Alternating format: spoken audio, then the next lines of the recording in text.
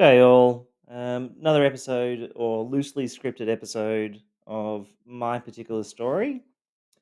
I've got some bullet points I'm going to step through, but I think probably a little caveat up front. I might bounce around timeline wise, but I want to stick to a few themes today, mainly because I want to be able to impart, I'll call it the seeds of how Stand Again got created. But also, I feel like I skipped some parts in the last episode around the futile search for help. And the topic of exiting, I actually feel like exiting as a topic is just a single episode on its own right because it'll probably take me, the way I talk anyway, like an hour and a half just to kind of step through what that process looked like, felt like, and went um, needed to be successful because it is really, really complicated. Some of it's not great. Some of it's, advice, and it's a bit of a mix and mess. So I want to keep that for a separate episode. But this episode, I want to focus on um, what would become the seeds of Stand Again, and it precedes the exit planning because it'll help you get some context of how I approach the exit planning, but also give you some context for a little bit about the way I think, but also um, why I felt like Stand Again had to happen once I was out of the relationship and post separation, post divorce, and post all that madness, and finally life started to settle back down again. And for those of you who watch Loki season 2, where he tends to kind of say, "I am filled with glorious purpose." When it comes to Stand Again, that's pretty much how I feel. And you'll get a sense of where that's come from when I talk about this episode. So let's start with my futile search for help. The bits I didn't talk about last episode was reaching out to friends and family. So I talked about the official lines, but I didn't talk about the unofficial lines. So at that particular point in my life, my family circle had been shrunken down to one out of the entirety of my family. And my friendship circle, everybody whom I knew at the start of the relationship with my ex-wife were gone. There were none left. So I didn't have a social circle to reach out to. I did have a new friend that I had made at my workplaces just before I was made redundant, who is still a very, very good friend. In fact, he was around the other day. We went and got Indonesian at a local Indonesian place for lunch. And my wife at the time had already started the process of isolation. So I know I've known me. I've already done an episode around isolation. But what a abuser will tend to do is they'll tend to try to poison the relationship so that you part ways with the friend. So she'd already started on little comments about him. Oh, have you noticed that you tend to get really depressed after you've spoken to him? Have you noticed that he might have some issues and blah blah blah blah blah. And all that had started. So I was really down to my mum, my sister-in-law, and this friend of mine. And sister-in-law I added into that mix because she's a paralegal. So for me, that was very, very helpful. So futile search for help. Yeah. So I reached out to these people, and I was not believed.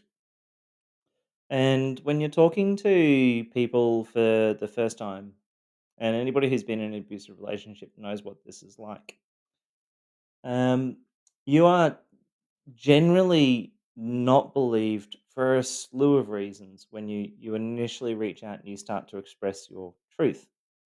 And reason one is um, your abuser has already spent years creating the groundwork on you as an individual that allows you to not be believed.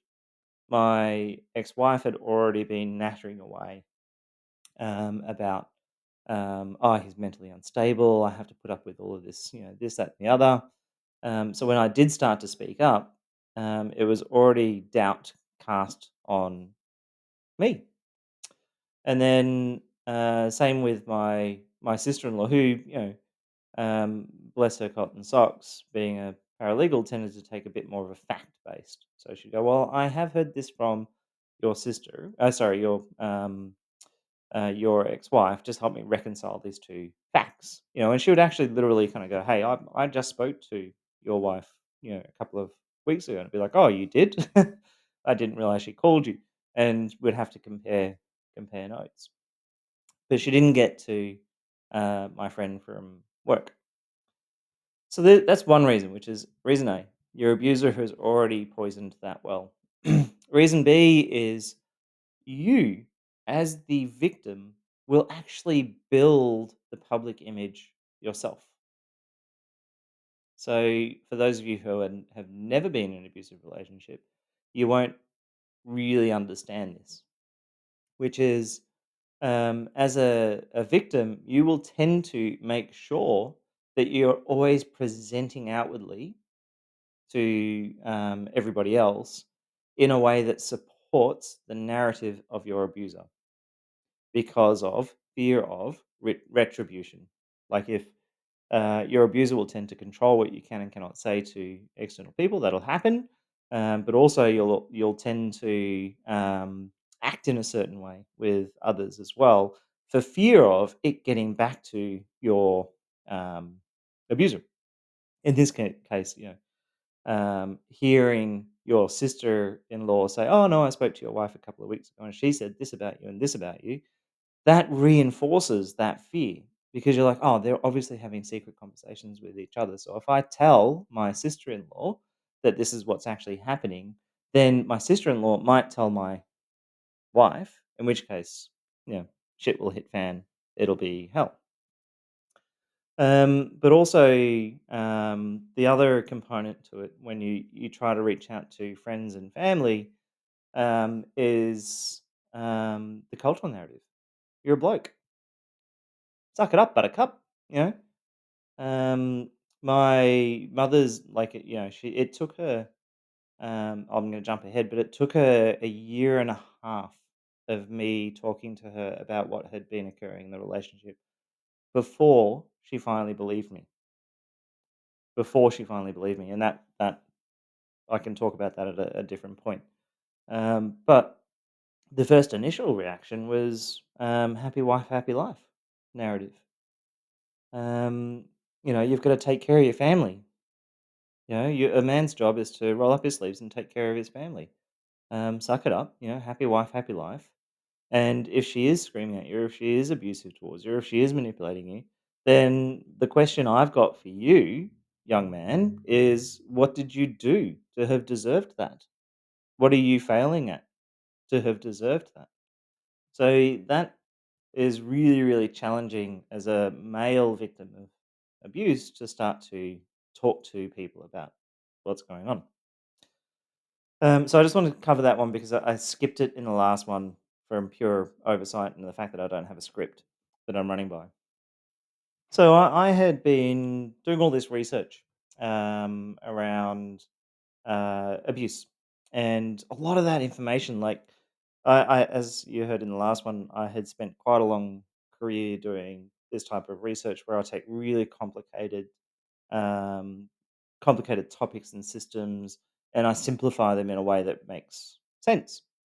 And I had all of this information that was kind of coming out, and it was not, you know, specific to men. It was just very non-gendered, but I was missing elements, and what I was missing at that point was I was missing anything that really helped me separate out abuse from my own personal failings. So that's thing one. I was missing out anything which was specific to a male victim, and then the most biggest thing was I was missing a pathway out.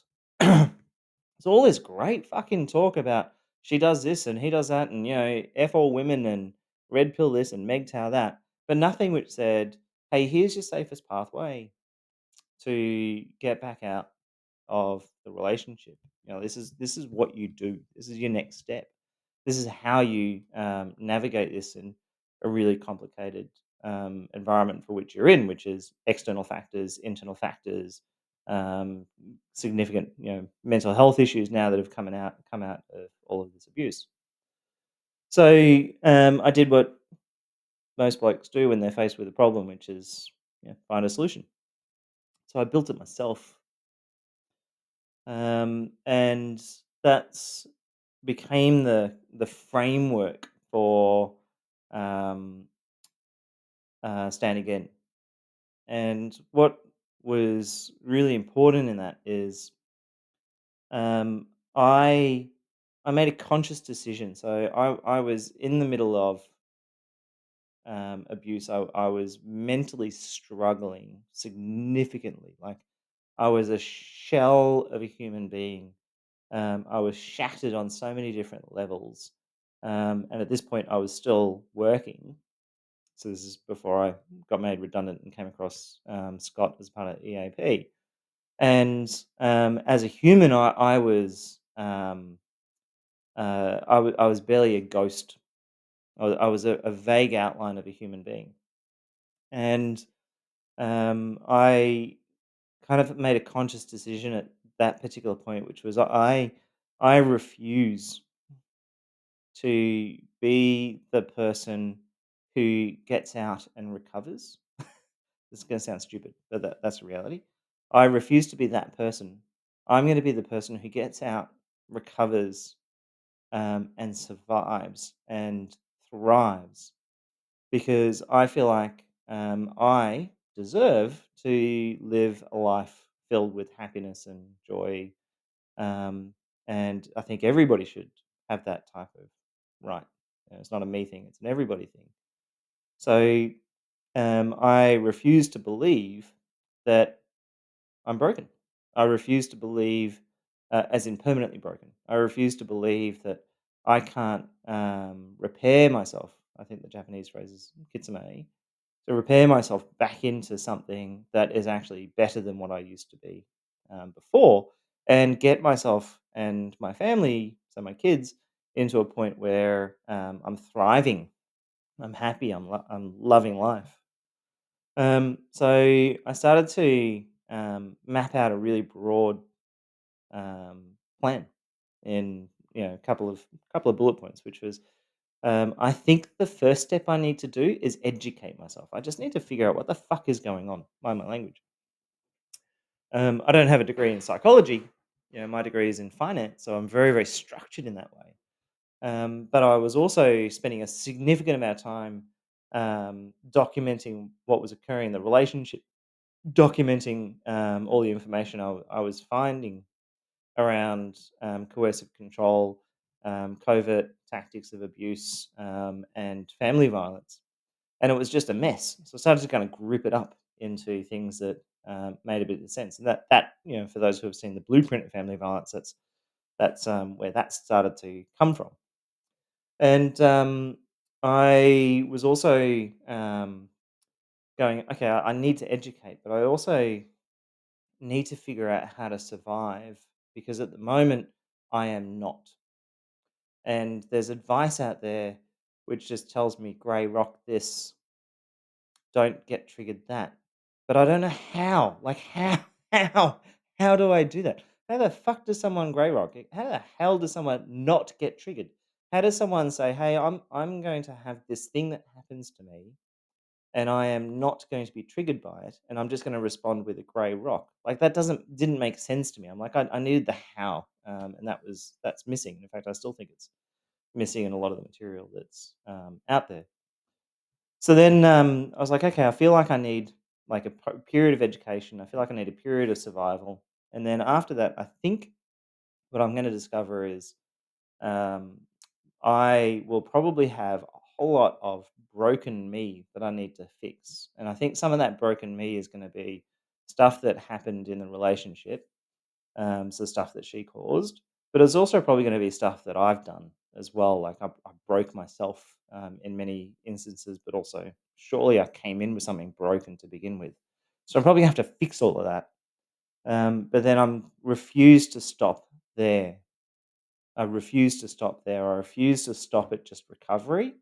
I am determined to go from recovery to a person who's normal to a person who's thriving in life, who's loving life, who's running around with his kids, because that shouldn't always be the goal. So I kind of roughly mapped that out.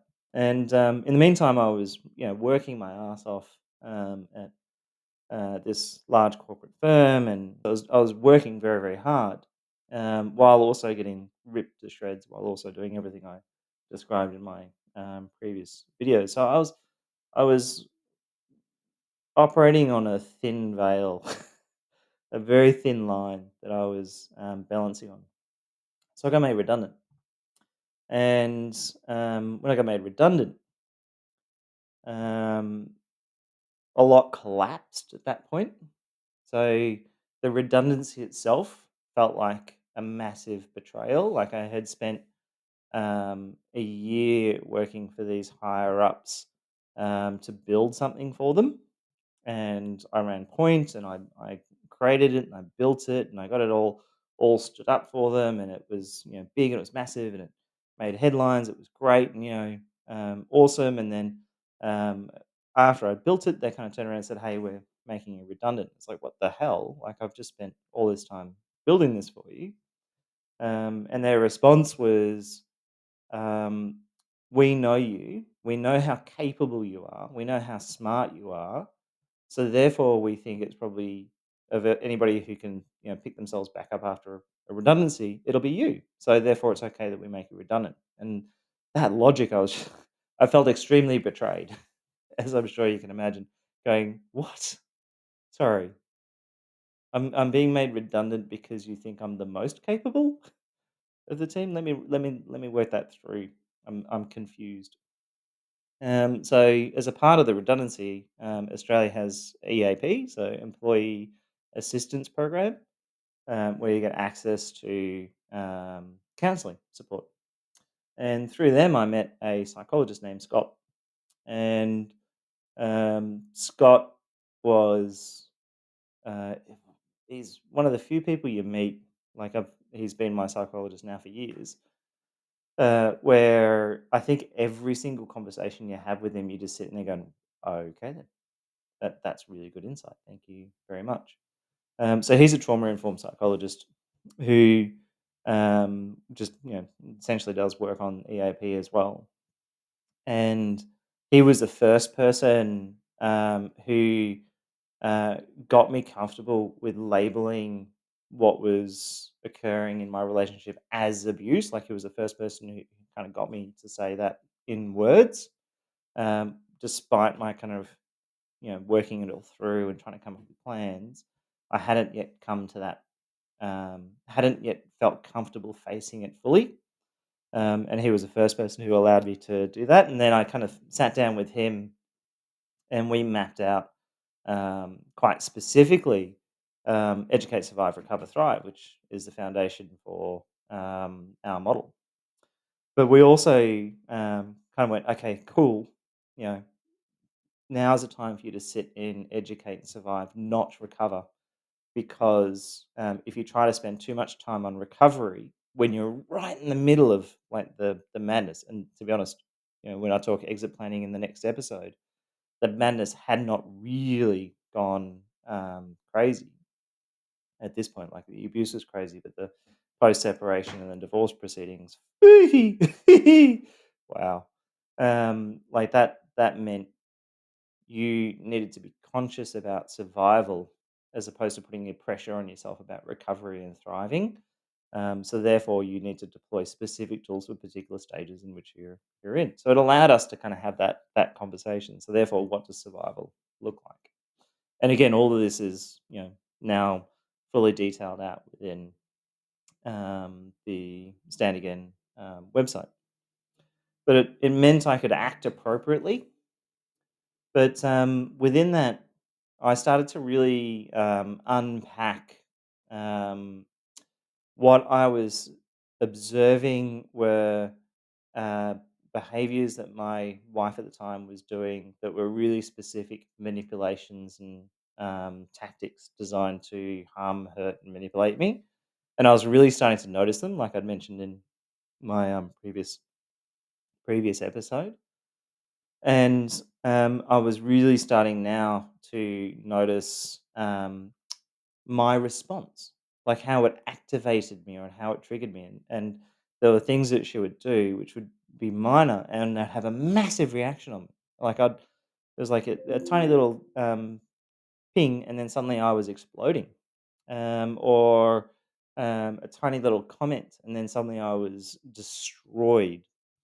So I was starting to really notice this within myself. And if you've been in an abusive situation, I highly recommend you also spend time looking as much inwards as you do outwards. So what I was starting to identify were my triggers. So I was starting to see the areas for which she could get her claws in, was the way I was thinking about it at the time. And I was like, if I'm going to survive, um, to get to a point where I can start to exit plan, I really, really, really need to be the master of my own triggers. So now I was here starting to document out tactics that I was observing and seeing. And now I was also starting to document out triggers. So what are the things in me that are getting activated by those particular tactics? And then how am I reacting or behaving when I've been triggered? So what's the impact of being triggered in a particular way? So what I've just described is TTI, which is a tactic, trigger, and impact model that I'll put a card up in this video. So if you look up, you'll see a card which links specifically out to this TTI model. And that became really, really, really, and this is part of the reason why this one episode is just going to focus on this, really fucking critical. So, educate, survive, recover, thrive, which is the stages, is great for helping you understand the moment for which you're in and give you a frame for which you need to start to behave. Like it gives you objectives, yeah. In educate, my objective is to get myself up to speed around what the hell's happening so I can start to identify the tactics. In survive, I blunt those triggers. So it gives you these kind of, lays it out. I need to give you these, need to understand these triggers so I can start to blunt those out. But I just need to get through. Just need to get through. Then in recover, I start healing. I can start healing the impacts and I start repairing the triggers. And then in thrive, I take the step away from survival responses and move into healthy mode, which is ego. If you have a look at the website, which is event, glimmer, and outcome. So it was really starting to lay this out. So those four stages in TTI are at the core of stand again. Yeah. So then I was sitting here going, I'm in a really, really abusive situation. And anytime she does something that triggers me, I could not be happier. So I'll pause on that for a second. So I approached this really differently. And I was going, I have been playing to somebody else's fiddle for a very, very long time. And I am the puppet on strings right now. And if I really want to see where those strings are so that I can take control of them, then anytime she pulls a string, that is a new opportunity for new information for me. I can't control what I cannot see. So anytime she did a tactic that activated a trigger in me, where I would go, "Oh the fuck," or "Oh no," and I get all riled up. I might walk away from it, beating myself up for having been triggered, but then also going, "I'm really glad she did," because now I can see, for example, uh, not sure how far I can go. Uh, um, I have had trauma in my past, that has not been great, and she'll say things that will reference that out and will get me triggered. So, as a kind of 19-year-old, I was SA'd. Being a bloke, there's no recourse for that. You just kind of let it go. In fact, other blokes go, "Oh, nice work, man," and it doesn't make any sense whatsoever. It's treated completely differently when you're a bloke. So if a female does that to you, which it was a female who I woke up on, and all this kind of stuff. It's not treated as real. It's treated as fake. But then she would say things that would kind of reference to these types of things that would get me triggered. And whenever that occurred, it would be like, great, cool. I'd have a reaction. I would play to her tune. So don't forget, this is still at educate. I was still, kind of at the early stages of survival. So I was still playing to her tune. But then I'd walk away and go, okay. So that happened, and I did a thing that I am not proud of, and I am stupid, and I shouldn't have, capitulated, or I shouldn't have said that, and I shouldn't have responded that way, and I shouldn't have cowered like a little child, and all that kind of stuff. But I'm glad I did, because now I can unpack exactly what trigger she hit within me, so that I can look at that and try to either blunt it for now until I'm out of survival mode, so park it. Like I recognize where you are. I recognize that trigger. I'm going to put a little cotton wool over it and address it at a later date with professional support, or I'm going to address it right here and now. Like there's a childhood wound or there's something like that, and I'll go cool. And the more I did that in the abuse, the less her tactics worked. So the more I kind of went, hey, I'm going to do this and I'm going to do that, the less her tactics worked. So I was doing this inner healing, inner work, and um, throughout all of that, there's two things that kind of come out of this, which is, well, there's a few things that come out of this. One, you go over old trauma and past assaults, and you think about your learned patterns, like what did I used to do when I was a kid that I just learned that's actually just a really bad behavior. Like what bad behaviors am I doing that I'm playing out in this relationship that are actually either setting me up for further abuse or it itself is abusive. And you kind of go, hey, cool, how am I emotionally because I was really fucking emotionally dysregulated. Like my emotional response. For those of you who have read my book, my emotional dysregulation was just all over the shop, or my emotional regulation was just all over the shop. Something happy would happen, and I'd feel sad. I was a mess emotionally. But again, every time these things happened, there were opportunities.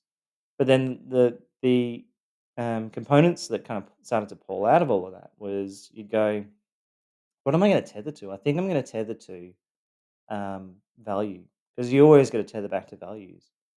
So my value is be kind, be loving, um, do the right thing no matter how hard it is. So, always do the right thing, not the easy thing. And I can go, if they're my values, then I need to hold to those as much as possible in the abuse. And I have lost hold of those when I was in the relationship. So now I need to hold on to those and I need to apply them to myself. I've got to do right by me, even though it's hard. I've got to, continue to be kind to myself, even though that's hard because I'm in the middle of an abusive situation. And I've got to keep running by my values above all. Because if I let go of my values, then I might, within this abusive relationship, when I'm in middle survival, seek escapism. So, escapism is you tend to go to drugs and alcohol and all that other stuff.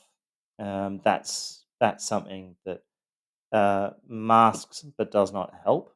So it kind of um, helps kind of disassociate the what you're going through in that moment. So people do that, for a number of different reasons, but one of the reasons is it just gives you a moment of respite from it all.